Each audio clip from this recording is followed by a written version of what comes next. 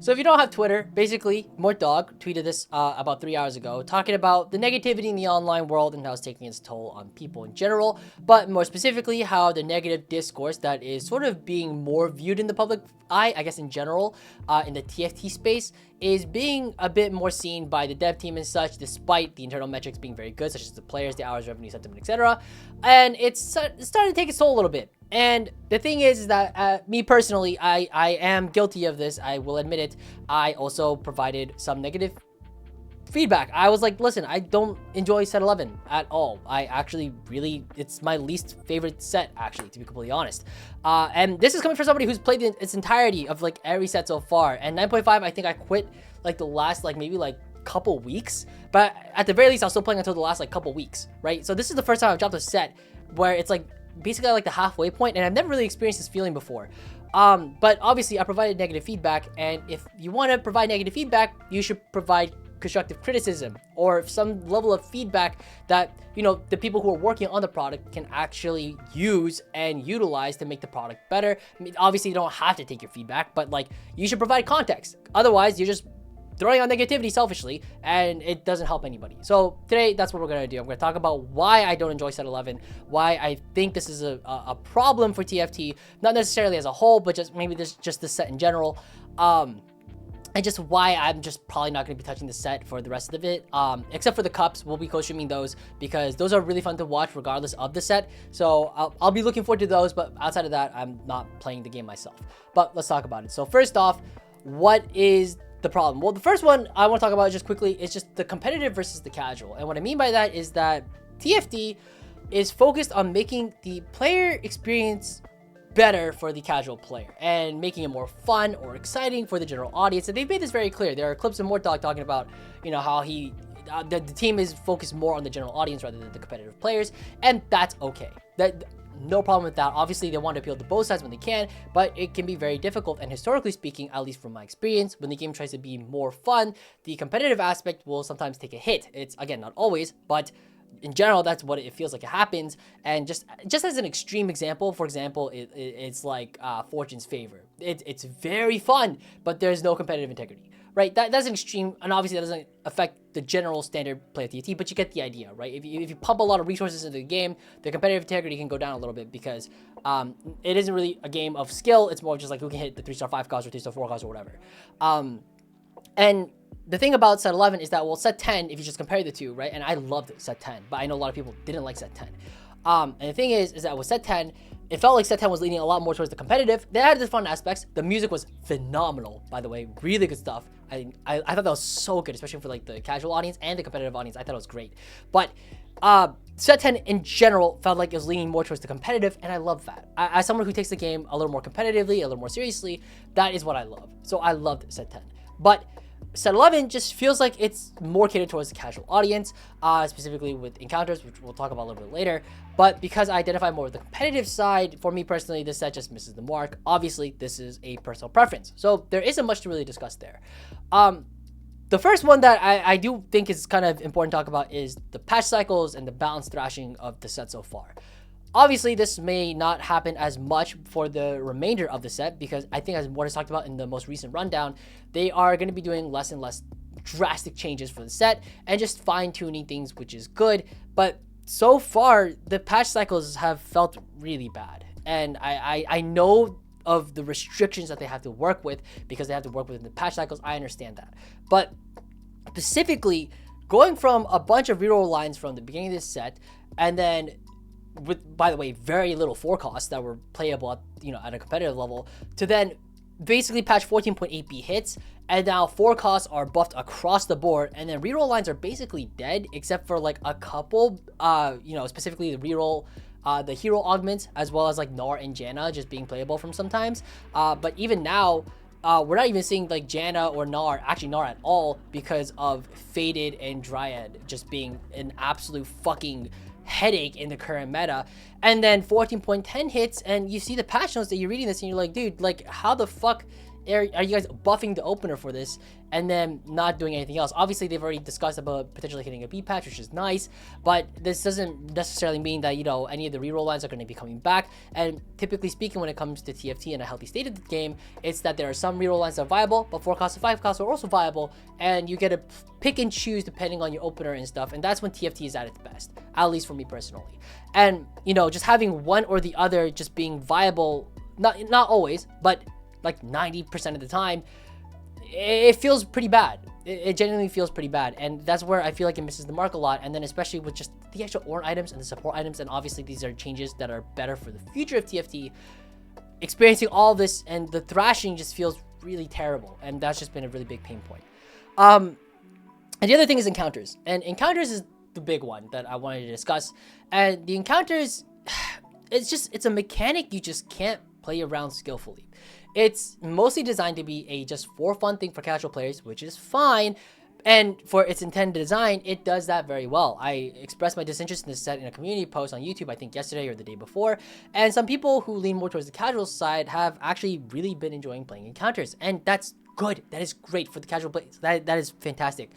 But for the competitive side, it just feels like shit. There's no better way to phrase it. It just feels like shit.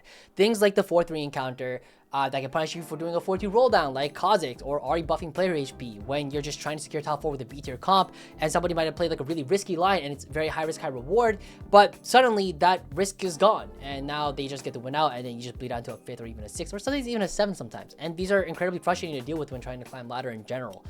I've seen some arguments online that advocate for encounters actually stating that the encounters move the power curve equally for all players and in the lobby, but that's really overgeneralizing the encounters and how they affect the game. And to say that they equally increase the playing field and board power ignores the nuance of the game entirely. Just for a very obvious example, increased shot odds from the Annie encounter, let's say that hits at 3-6.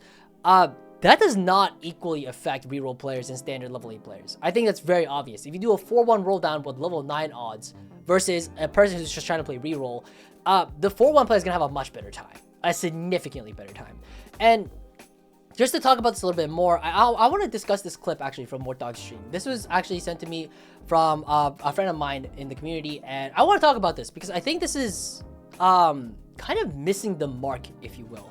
But basically, it's Warthdog talking about encounters and its justification for why it's good competitively, but I don't agree with him on a lot of things here. And just so that you guys can also see his face here, in case you also like need to read his lips or whatever, I'm gonna move my camera a little bit. I'll move it up here. But I don't agree with a lot of things here, and we'll discuss as it goes along. But we'll talk about it. The most basic TFT game. If this is our graph, right? And this is the start of the game. But I think it's important to talk about it. Power, and the axis down here is time, right? If you take the most typical TFT game, music is distracting. Sorry, here, I'll pause it. So again, access power, access time. If you take the most standard TFT game around, right? This is like a 3 gold augment game, right? And this is stage 2, stage 3, stage 4, stage 5. And 2x, right? okay, 2x. This is a standard game. Typically, a game starts and you start making your comp, and in stage 2, you probably hit your 2-star. Oh wow, Calgotar, congrats on Golden Swing. You probably hit your 2-star, 3, and 4 costs, or 2-star, 1, and 2 costs. And then we go stage 3, and you 2-star your 3 costs. And then you go stage 4, and you 2-star your 4 costs. You go stage 5, and you 2-star your 5 costs, and then the game gets going, and usually ends right around here. Good. This is agreed. So far, wholeheartedly agreed. The baseline average, if you took all the bell curve of power here, this is it. And again, agreed. 2-star, 2 costs, 100%. 2-star, 3 costs, 2-star, 4 costs, 2-star, 5 costs, things like that. If challenger players who are, we talked before about the difference between honers and innovators. Honers wish every game was like this. This is how they wish every game played. They'd be like, that way I could just practice it over and over and over. Like, this is Milk's wet dream, is if every game played out like this. Sure. Now, you could argue he doesn't need it exactly like this, right? Because, like, let's take a silver augment game, right? A silver augment game, probably a little less powerful, you're looking here. And then maybe in stage 3 you get a gold augment, so now you're back on the same kind of curve. Yeah. And this is like a silver augment start game. Cool. Sure. That's not going to really bother Milk too much, or something like that. Silver probably looks something closer to this. And then you hit your gold augment, and then it looks like that. And like those are kind of basic curves of weaker games. And so I'll say like the lowest of low roll games right now is like you're struggling, silver augments, whatever. You're struggling a bit, maybe you finally start putting it together. And this is like the lowest of low roll games, and you probably die here because, that's probably like the lowest roll game, okay? So far, we're all on the same page. This is the standard, power level for a game in general, right? And if you low roll, sometimes you'll die a little bit early. So far, we're all on the same page. This is totally fine. I have nothing wrong with this so far. But again, we'll talk about it a little more. This is the standard distribution. And again, most players wish every game is like this. And obviously, they're not having fun here. In fact, let's say we ever were like, let's ship a mode where you have 0 augments, right? Like, this is where it would be. And people are like, that's not fun. The game is not fun. Now, on the contrary, let's say you have a high roll game.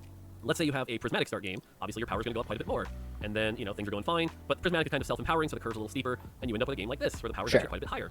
One prismatic is probably not going to break the game, but even at this curve, this difference from the core curve, there are challenger players, or, it's not fair to overgeneralize the challenger players, but there are players that are like, it's too much, I can't take it, go back to the normal curve, please. I just want to hone, I want to practice this curve, I don't like variables, like, please keep it here, please keep the curve here. I already am starting to disagree a little bit. I would actually argue most players actually don't mind. Even the competitive players don't really mind curves like this. Obviously, like, prismatics can push the game a lot, but I don't know if you guys remember, but a couple sets ago, they had actually nerfed the power of prismatics in general down to keep the variants a bit more within line of each other, and that was totally fine. And I think ever since then, prismatics have never felt like super swingy. At least, unless like shopping spree was like broken, like I think it was like last patch. But like now it's fine. No augment really like stands out in a way that's like, oh, this is broken no matter what, or prismatics just shift the power of a game too high. I would argue that this is, again, I think this is fine. I mean, I don't speak for everybody, but I would argue most competitive players actually don't mind this very much, and they don't mind prismatics very much. And I get it, I really do. But the reality, maybe triple prismatics, but overall, so far, I don't think it's that. I don't think it's that deep. Are the games people are having more fun because they're different than the core here? And again, our target audience is the innovators, not the honers. So honers, again, they want every game to be like this. Now, what used to be bad, and this is where it gets a little tricky, is if, let's say this is the standard curve, right? But we're going to take this red or yellow line, and this is going to be the high roller, right? So gold, gold, gold. But someone in the lobby, like, they hit early, so they're like a little bit stronger. But then they like hit a 2-star 4 cost for no reason, right? And like they're just strong. They're high rolling out of their mind, and it's a first, right? Like, one of the frustrating things for a lot of players is that the difference between the standard curve and the high roller is too wide, right? If somebody else has a 2-star 5 cost while you're sitting there trying to 2-star your 3 cost, you're just like, get... Yeah. I just want to point this out. This is an important point, and we'll come back to this. But the gap is very important to know. And this is sort of the part that I think is kind of not looked enough. But we'll talk about it a bit more. The gap between the sort of standard... I guess you could say standard roller, if you will, the person who's just kind of playing like a normal curve versus the high roller, right? The gap is really, really large right now. But we'll come back to that. Get me out of here. And so this used to be the case with things like our item distribution, right? You just be like, this person's up 3 items over me. Why? I don't know. That's not really fair. And so having a curve where the players have a very different part of power curve isn't ideal, right? Ideally, what you want is the high roller. Because again, there will be differences, but like ideally what you want is like the high roller looks something like this, where it's like that's the high roller, and this is the low roller, right? That's like a normal game with the high roll, low roll changes. But this white line, this standard line, and this is what encounters do that I think is healthy, right? Imagine you have a prismatic start, and then right here you have a recombobulator encounter, and then you have an encounter that gives a bunch of artifacts, and like you can definitely end up in a space where it's like this, right? But as long as every player is on the same white line, that's not a problem. That is where I disagree. That is the big part that I disagree. I don't think encounters move the line in the same way for everybody. And in fact, like we had talked about earlier with the gap, I think encounters actually cause a widening of the gap between the standard roller and the high roller, where the gap becomes so large, it becomes incredibly frustrating to play, and that level of variance it's too much. And I think that is the big problem. But let's keep going. Because again, as long as I know how to use paint. Yeah, I love how much like struggle with paint. I actually will paint all the time too. Like a little bit within here, and the low rollers are within that. I really do not like how the line tool. As long as the low roller is in this part, then it's fine, right? As long as everyone's within that same sort of range, this is fine. But again, this white line here, there are players that are like, no, please, go back to this. I just want this. Give me this. But we can't, because the reality is most of our audience loves these games. Most of our audience wants this stuff. There's a reason Scuttle Puddle, if you look at our portal picks right now, Scuttle Puddle and Crab Rave are picked like almost double as much as third place. This is fun. This is fun. So when someone rants like encounters are bad because they're moving me off of this line, yeah, sorry, most of our players are having a blast. Most of our players don't want to be on this line. Yeah, so the thing is that I don't think anyone's really arguing that encounters are bad because they deviate off the standard line. Maybe there are. Maybe there are people like Milk, who is the only person I can really think off the top of my head, who would probably complain a lot about, deviating off the standard line, off this quote-unquote standard curve, if you will. But I think if everybody is, moving in the same direction, and the gap doesn't widen that much, because this graph is basically saying, hey, even with encounters, the gap is not widening that much. But the problem is that it is. This is not representative of what's actually happening in a game, and I think that is the part that is really bad. I want to make sure we go through all points before I start elaborating. Most of our, this is why Stillwater bad, Lethal Legends bad, right? You don't get to experience, because everyone's dream in TFT, everyone's dream, is to experience up here, right? These are the moments where you hit 14 fortune, 3-star 5 cost. This is where everybody wants to be. The entire point of the game is to chase the experience that sometime you get to be up here.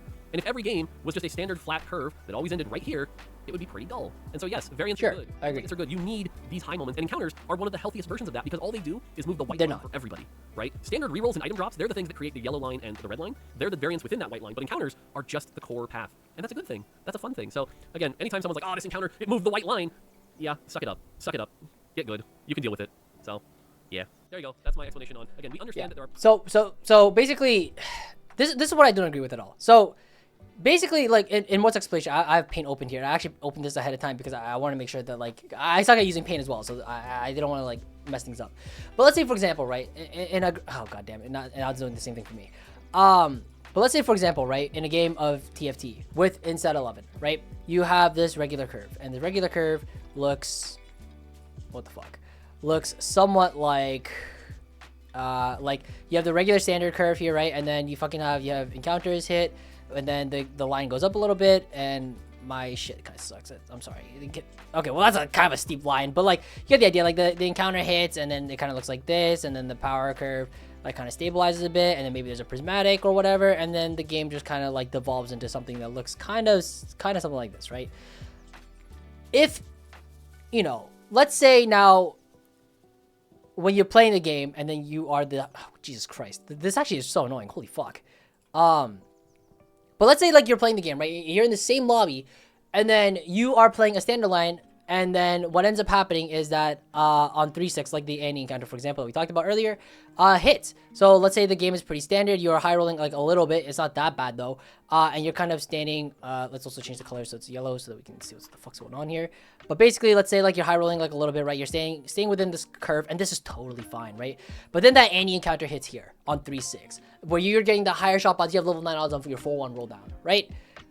Your slope is not like that. Your slope is much steeper, and this is a problem that is widening the gap, and that is a problem. And maybe like your curve like kind of stays standard for the rest of the time, but this slope and this slope is going to be exactly the same. And the problem is that it's this gap here. This gap is a fucking problem. The widening of the gap between the high roller and like the standard roller is too deep. And what's worse is that let's say you are the low roller in the lobby, kind of playing within this game.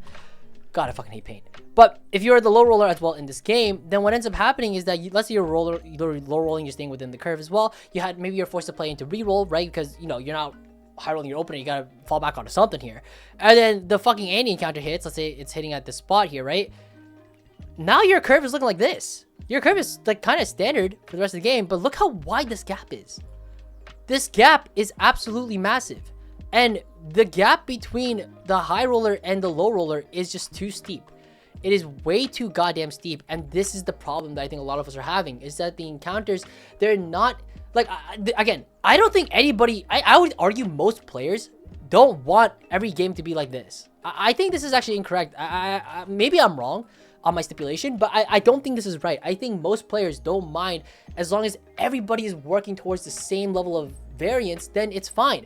But when you widen the gap this heavily and encounters are exasperating the issue, then the set is suddenly not fun, because you're low rolling and you feel like you're low rolling so fucking hard compared to the person who's high rolling, and that just feels like a bad time, because every time you rotate into them, you're just gonna take 20, and then you're just like, well, what the fuck, like there's nothing I could do this game.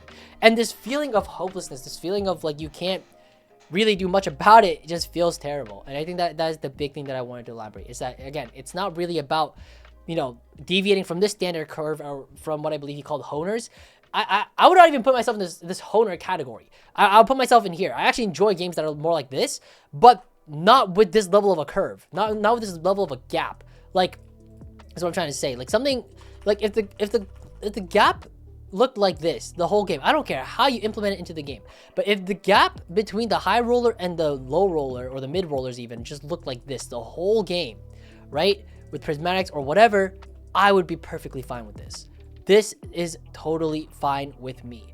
But it's just that, oh god, I turned fucking, oh god, fuck Paint. I think it's this one, yeah.